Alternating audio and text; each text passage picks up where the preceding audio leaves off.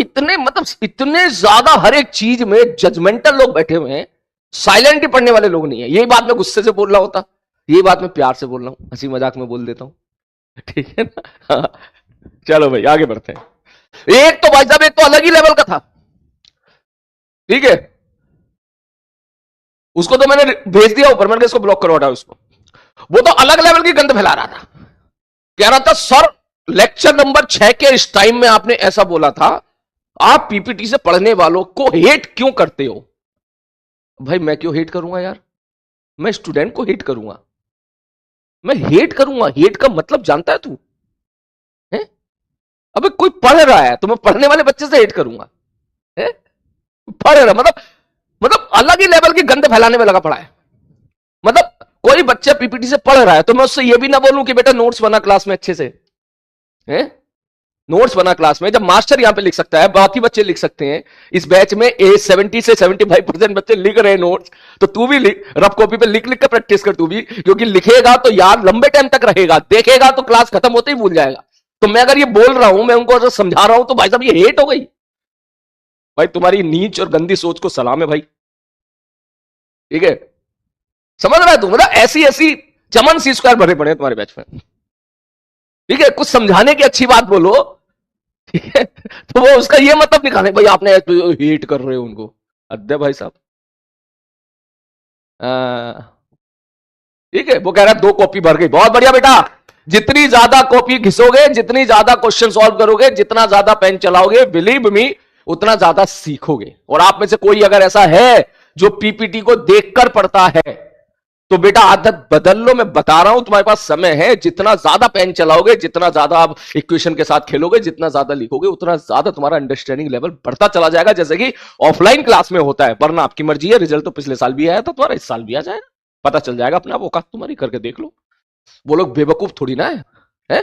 जो लोग खूब पेन घिसते हैं, रफ कॉपी पे खूब सॉल्व करते हैं, उनका रिजल्ट क्यों अच्छा आता है, क्यों उनके फॉर्मूले मेन टाइम पर याद रहते हैं एग्जामिनेशन, क्योंकि वो लिख रहे होते हैं, उनको पता होता है ये फॉर्मूला है, इसमें वैल्यू पुट करनी है, वो देख नहीं रहे होते हैं, ठीक है। और ये वीडियो बनाई थी जो मैंने बताई थी, उसमें मेन मुद्दा ही मैंने ये उठाया था, अभी जो जेई वाला चैनल मैंने वीडियो बनाई थी ड्रॉपर के लिए, 150 दिन में क्या करें, ठीक, क्या करें, बोले सबसे पहले तो देखना बंद करें, ठीक है, कि सवाल को सॉल्व होते हुए तुम देखते हो, तुम्हें लगता है कि तुम कर रहे हो सवाल, नहीं, सवाल मास्टर कर रहा होता है, इस चीज को सुधारें।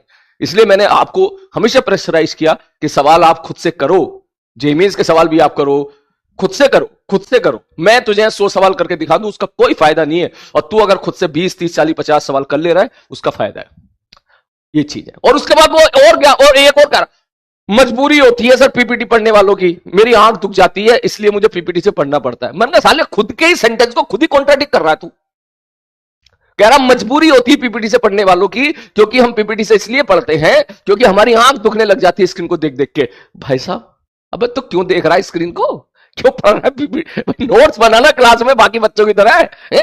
कॉपी से देख के पढ़, नोट्स बना जैसे ऑफलाइन क्लास का बच्चा नोट्स बनाता है, ऑफलाइन क्लास के नोट्स से वो अपनी रिवीजन करता है, इससे कर, फिर कहीं आंख दुखेगी, अपनी बात को खुद ही काट रहा है।